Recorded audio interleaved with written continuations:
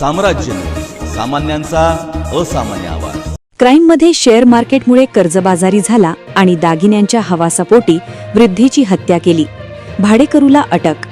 झटपट श्रीमंत होण्याच्या नादात तरुणाई शेअर मार्केटमध्ये short term trading, intraday, futures and ऑप्शन्समध्ये गुंतवणूक करते।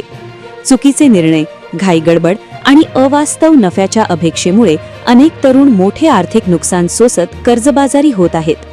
मात्र सोलापूर जिल्ह्यातील बार्शी येथे कर्जबाजारी झालेल्या एका तरुणाने आपले कर्ज फेडण्यासाठी वृद्धीची हत्या केल्याची घटना समोर आली आहे। धक्कादायक म्हणजे सदर तरुण गेल्या 5 वर्षांपासून वृद्धीच्या घरी भाडोत्री म्हणून राहत होता। मिळालेल्या माहितीनुसार बार्शी येथील शशिकांत किसन वायकुळे यांनी त्यांची 73 वर्षीय चुलत बहीण गंगूबाई कालिदास गडदे 25 मार्च पासून बेपत्ता असल्याची तक्रार बार्शी शहर पोलीस ठाण्यात दाखल केली होती। गंगूबाई कालिदास गडदे या एकट्या राहत होत्या आणि घराच्या भाड्यातून आपला उदरनिर्वाह करत होत्या। मात्र 25 मार्च 2026 रोजी त्या घराला कुलूप लावून कोणालाही न सांगता अचानक बेपत्ता झाल्या होत्या।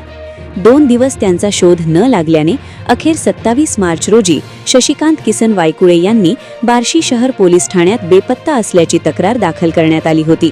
त्यानुसार पोलिसांनी गुन्हा दाखल करून गंगूबाई गडदे यांचा शोध घेण्यास सुरुवात केली।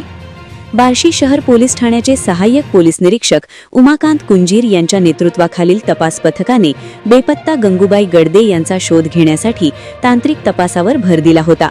तपासादरम्यान पोलिसांनी परिसरातील सीसीटीव्ही फुटेजची बारकाईने तपासणी केली। यावेळी गंगूबाई गडदे या चांगदेव गोवर्धन पाटील याच्यासोबत एका इमारतीत जाताना स्पष्टपणे दिसून आल्या, मात्र त्या तिथून परत बाहेर पडताना दिसल्या नाहीत। धक्कादायक बाब म्हणजे या परिसरातील सीसीटीव्ही फुटेजही जाणीवपूर्वक डिलीट करण्यात आल्याचे तपासात उघड झाले। त्यामुळे याच पुराव्यांच्या आधारे पोलिसांनी या प्रकरणातील संशयित आरोपी चांगदेव पाटील याला 2 एप्रिल रोजी ताब्यात घेतले।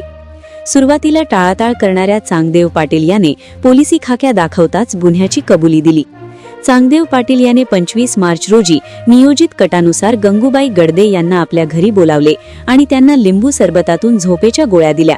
त्या बेशुद्ध झाल्यानंतर त्याने टॉवेलने त्यांचे नाक व तोंड दाबून त्यांची निर्घृण हत्या केली। हत्येनंतर पुरावा नष्ट करण्याच्या उद्देशाने त्याने मृतदेह एका काळपट रंगाच्या पिशवीत भरला आणि स्वतःच्या कारमधून नेऊन त्याची विल्हेवाट लावण्याचा प्रयत्न केला। तसेच शेअर मार्केटमध्ये झालेल्या मोठ्या आर्थिक नुकसानीची भरपाई करण्यासाठी आणि कर्जातून मुक्त होण्यासाठी त्याने गंगूबाईंच्या अंगावरील सोन्याच्या दागिन्यांच्या हव्यासापोटी ही हत्या केल्याची कबुली दिली। या प्रकरणी बार्शी पोलिसांनी आरोपी चांगदेव पाटील याच्यावर भारतीय न्याय संहितेच्या कलम 103(1) आणि 238 अन्वये खुनाचा गुन्हा दाखल केला आहे।